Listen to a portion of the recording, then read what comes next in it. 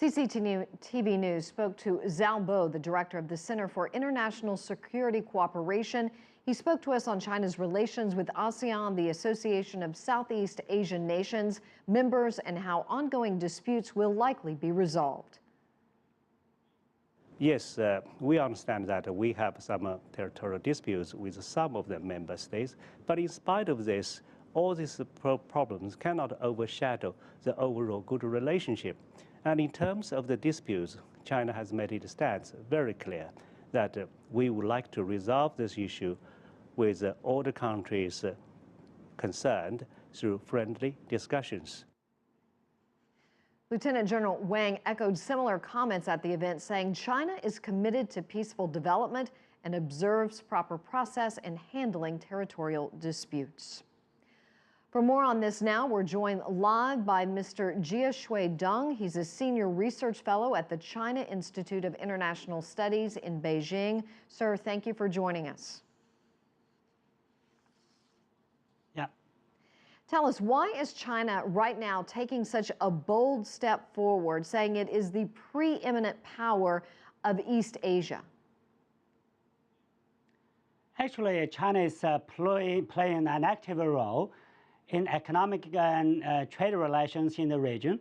At the same time, China is talking with countries in the region about increasing security.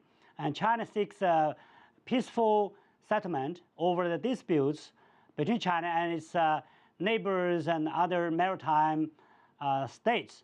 So I don't believe that's any kind of bold step.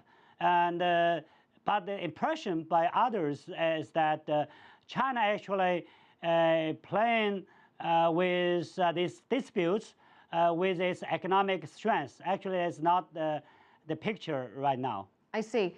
Some were set back by the comments made by U.S. Secretary of Defense Chuck Hagel earlier this week, talking about making some very provocative statements against China and this territorial dispute going on in the South China Sea.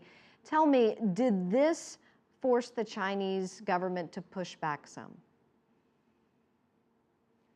Well, really the speech by Secretary of State Hagel at the Shangri-la Dialogue Forum is quite provocative to the ears of China. Actually, the United States is taking advantage of disputes between China and Japan and some of the Southeast nations in the South China Sea. And when the United States talks about coercion or imitation, actually when the United States says its treaty alliance covers the Diaoyu Islands, actually that is kind of coercion and coercion and intimidation to the public of China. And his actual speech does not add to the mutual trust between the two countries. Let me ask you, let's talk about the Diaoyu Islands right now. I want to know, would China have had this controversy over this area, and would China have moved into this area in 2008 when the economic times were not so great? Is China feeling like it can flex its muscles right now because the economic situation is so good?